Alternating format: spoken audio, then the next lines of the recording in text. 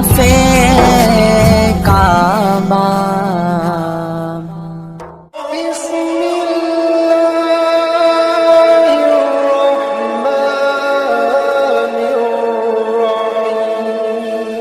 بابل کا شہر ہے اور نمرود کی جھوٹی خدائی کا ناقوس بج رہا ہے۔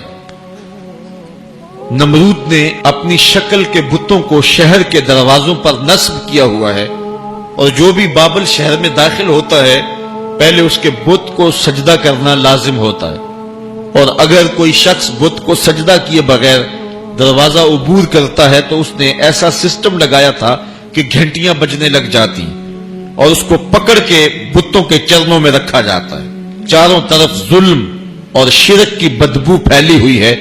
اس ماحول کے اندر اللہ کا ایک بندہ آنکھ کھولتا ہے جس کا نام ابراہیم علیہ السلام ہے، اور اس ماحول کے اندر جہاں ظلمت ہے، اندھیرا ہے اور بت پرستی قوم کا شعار بنی ہوئی ہے، اس ماحول کے اندر اللہ کی توحید کا جھنڈا کھڑا کرتے ہیں۔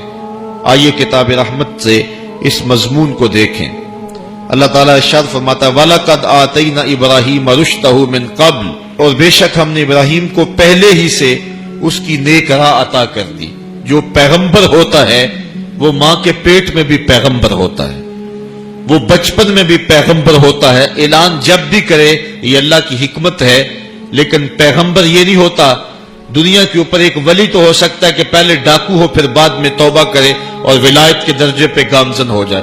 یہ بھی ممکن ہے کہ ایک بندہ جیل میں حفظ کر لے اور بعد میں وہ شہر کا امام بن جائے۔ یہ بھی ہو سکتا ہے کہ ایک بندہ برائی کے راستے سے نکلے پھر نیکوں کا امام بن جائے۔ یہ دنیا کے ضابطے یہ ہیں اور ایسا دیکھنے کو ملتا ہے۔ بڑے بڑے اولیاء ایسے ہم دیکھتے ہیں کہ پہلے کس حالت میں تھے اور پھر حالت جب بدلی۔ حضرت بشر حافی کی کہانی سن لیجئے کہ حضرت بشر حافی علیہ رحمہ جو ہے وہ شراب کے نشے میں دھت ہیں اور جا رہے ہیں، راستے کے اندر کاغذ کا ایک ٹکڑا پڑا ہے اور اس کے اوپر لفظ اللہ لکھا ہوا ہے۔ شراب کا نشہ تھا لیکن نشے میں بھی کچھ ہوش تھی۔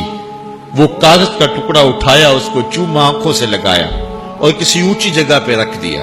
اللہ اکبر! اس دور کے کسی اللہ کے ولی کو رب کا سندیشہ پہنچا، جا بشر حافی کو مبارک دیتے۔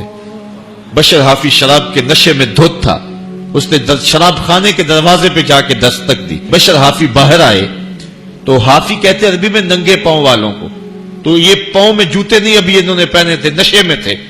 انہوں نے کہا رب تجھے سلام دیتا ہے اور اس کے نام کی تو تعظیم کی ہے، اللہ نے اپنے مقربوں میں تیرا نام لکھ لیا ہے۔ تو پھر بشر حافی نے ساری زندگی جوتے نہیں پہنے کہ جب اللہ نے میرے اوپر کرم کیا تو میں برہنہ پا تھا، اور ساری زندگی وہ برہنہ پا ہی رہے۔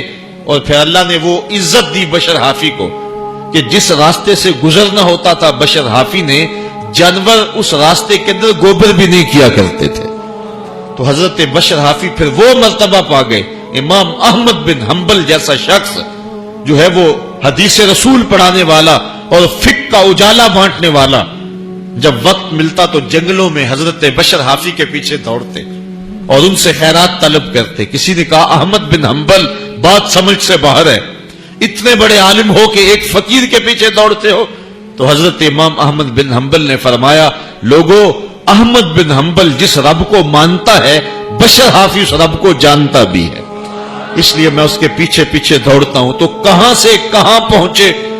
ایک بزرگ تھے بغداد میں، وہ کہتے ہیں میں گزر رہا تھا تو راستے میں ایک شرابی تھا جو گندی نالی پہ گرا ہوا تھا اور گندے پانی سے اس کا منہ جو ہے وہ غلیظ ہو رہا تھا۔ انسانی محبت کے ناطے مجھے ترس آیا، میں نے اس کو اٹھایا اور اس کا منہ دھویا اور گھر کا راستہ دکھایا۔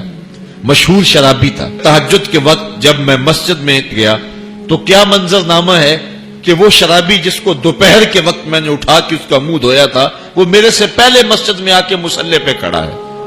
بار الہ، یہ کیا تماشا ہے کہ یہ تو آج دوپہر کو شراب کے نشے میں تھا اور آج میرے سے بھی پہلے مصلی پہ آ کے کھڑا ہے۔ آواز آئی میرے بندے، تو نے اس کا منہ دھو دیا تھا، میں نے اس کا دل دھو دیا ہے۔ تو ایسا بارہا ہوا ہے کہ ایک ڈاکو، ایک شرابی، ایک سود خور وقت کا امام بنا اور وقت کا ولی بن گیا، لیکن ایسا کبھی نہیں ہوا ہے کہ زندگی پہلے اچھی نہ ہو اور بعد میں نبوت دے دی جائے۔